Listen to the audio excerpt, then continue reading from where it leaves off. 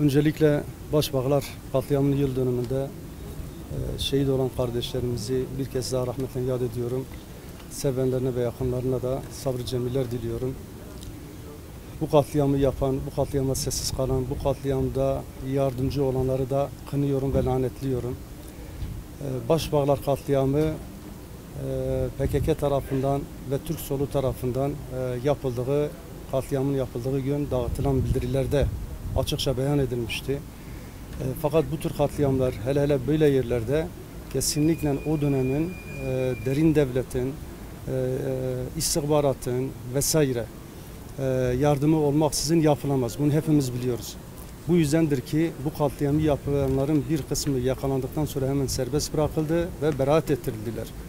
Bundan dolayı bu davanın tekrar görülmesi için hükümete çağrımız odur. 29 yıl geçmişse bile nasıl ki 12 Eylül askeri cuntası tekrar yargılandıysa bu katliamı yapanlar ve bu katliama sessiz kalanlar, bu katliama yardım edenler ve devlet içerisinde de kendilerine yardım edenler veya görmezden gelenlerin de tekrar yargı önüne çıkarılması şehitlere olan bir borçtur.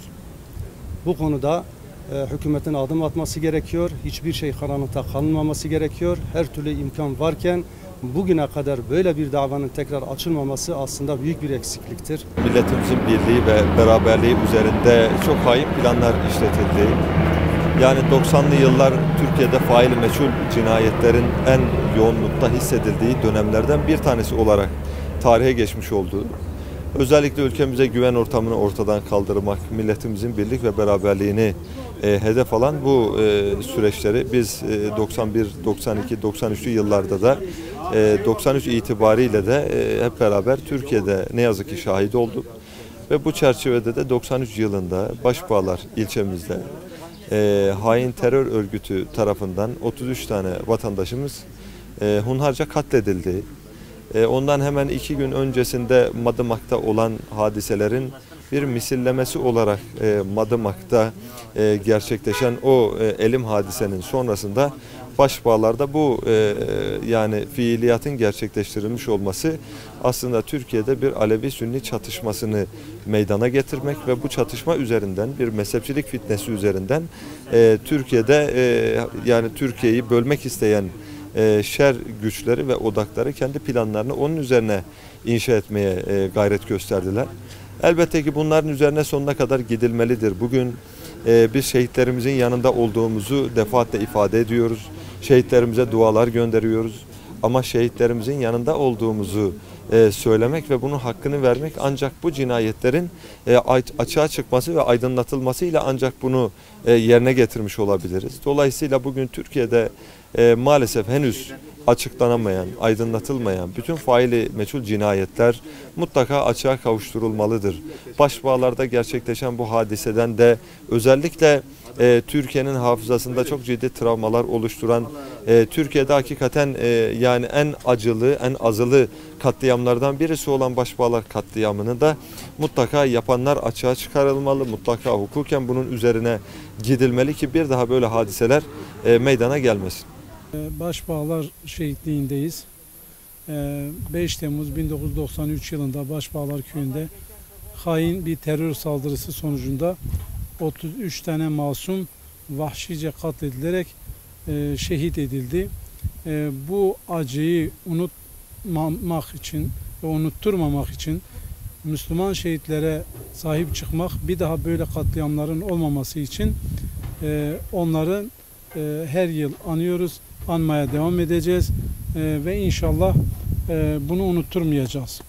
Bu şehitlerimizin kanı hainleri, terör örgütlerini ve onların kollarını buraya uzatanların ellerini inşallah kesecektir. Şehitlerin kanlarında boğulacaklardır. Yalnız buradan yetkililere şunu söylemek istiyoruz. 29 yıldır adalet arayan Başbağlar şehitleri maalesef hala katillerini bulunmuş değil. Bu katillerin bir an önce bulunması, bu dosyaların yeniden açılması, bunun arkasındaki karanlık ellerin ortaya çıkarılmasını istiyoruz. Bunun takipçisi olacağız. Her zaman şehitlerimizin yanında, ailelerinin yanında olacağız ve onları asla unutturmayacağız inşallah. Olay günü 12 yaşındaydım. Yahya Özdemir abiyle yayladan geliyorduk. Yolda bizi çevirdiler teröristler. Hepsi Türkçe konuşuyordu. Türkçeleri çok iyiydi. Tek tip elbiseleri vardı. Hepsinin rozetleri vardı. PKK rozetleri vardı. Nereye gidiyorsunuz dediler. Köye gidiyoruz dedik. Nereden geliyorsunuz dediler. Yayladan dedik. Sonra bize Yahya abiye dedi buralar kimin dedi. Yahya abi buralar önce Allah'ın, sonra devletin, sonra bizim dedi. Buralar dedi Kürdistan devleti kuracağız. Buralar bizim dedi. Askere göndermeyeceksiniz çocuklarınızı dedi. Köye gidip konuşacağız herkese dedi. Aşağı köyden 2 tane de bir abilerimiz vardı onlarla beraber. 3-4 tane terörist vardı. Sonra diğer arkadaşlar gelecek dedi. Öyle de 2-3 dakika içinde 50-100 kişilik bir grup yanımıza geldi. Bizi hep beraber köye getirdiler. Yahya abi ayrıldık. Caminin oraya geldim. Rahmetli dedemi gördüm. Rahmetli eniştem Aydın dedem, eniştem Salim Parto. Oradaki biri, onların işlerinden biriymiş. Bu Salim Parto köyün ileri gelenlerinden. Bu da Aydın diye tanıştırdı. Ondan sonra millet nerede dedi, camide namaz kılıyorlar. Kılsınlar dedi. Sonra ben eve gittim. Annem dedi, dedem nerede dedim. Dedem orada. Ondan sonra git çağır dedi. Camiye doğru gelirken anneannemi gördüm. Dipçikle kafasına vurmuşlar. Bu tarafa doğru geliyordu. Sonra bizi caminin bu tarafına bırakmadılar. Bizi derede topladılar. Kadınların altınlarını, saatlerini, her şeylerini çaldılar. Toplamaya başladılar. Arabaları yakmaya başladılar. Evleri yakmaya başladılar. Annemin girdiği evi yaktılar. Annem arkada çıkış olduğu için oradan çıkıp dağa saklanmış. Ondan sonra önümüzde birini vurmuşlar. Dereye atmışlar. Sabah gördük. Önümüzde araba yandı. Ondan sonra bizi derede topladılar. Biz derede kaldık. Ondan sonra sabah olduğunda şehitler vurulmuşlardı. Geldik gördük. Rahmetli'nin kafatasına kadar ateş etmişler, vurmuşlar. Zaten buradan köyün içine dağılanlar, elektrikli kesenler geçerken sürekli ateş edip gitmişler. Yaralıların da kafasına sıkmışlar giderken. Şehitlerin arasında 13 yaşında bir arkadaşım vardı. Evin içinde yanarak öldü annesiyle. Beraber yaktılar. Evet, yaktılar, bilerek yaktılar, yanarak öldü. Bir de annemin amcası da yanarak öldü. Evin içinde yaktılar.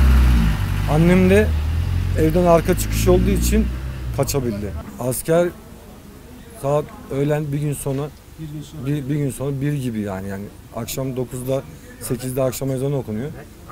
Öğlen diyelim 12-1 gibi geldiler yani. Biz o anda zaten herkes ağlıyordu.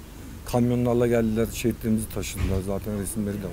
İstanbul'dan gelen arabalara bindik. Geçirdiler, geldik ama yani bir gün geç geldik yani. Evet. Bugün akşam olay olmuş. Sabah duyduk, sabah çıktık ama o günü gelemedik. Devrisi günü ancak. Siz ertesi günü duydunuz değil mi? Yoksa bu akşam olmuş ya, evet. Sabahleyin duyduk. Sabah duydunuz. Evet. Zaten sabahleyin gelmiş şeyler falan, askerler. Kimse sabaha kadar kimse gelmemiş. O yaralılar falan, hatta erken gelen olsa bu muhtar yaralı kurtulmuştu. Yanında inleyenler var diyor mesela, su isteyen var, şey isteyen var ama gidemiyorum diyor. Olay yeri zaten burası, şurası. Anıtın olduğu yer. He. Sesler geliyor ama ben de inanamıyorum diyor. Yani su verse belki daha çabuk şey olacak. Sahibinden gittiler yani. Evet. Yani akşam olsa belki çoğu şey olurdu. Hemen müdahale gelip olsa, yakın bir yer olsa, hastane olsa veyahut da şey olsa. Ondan sonra biz geldiğimiz zaman yani gömmüşlerdi, şey yapmışlar. Zaten o zaman kaymakam burada kimse kalmayınca kadınları falan hemen arabaya bindirmişler. Annemle kız kardeşim vardı. Annem de rahmetli oldu şimdi. Annemle kız kardeşim vardı. Onları falan otobüse bindirmişler, İstanbul'a göndermişler. Biz oradan bu yana geldik, onları buradan o yana göndermişler. Ben geldim, halen daha evler yanıyordu.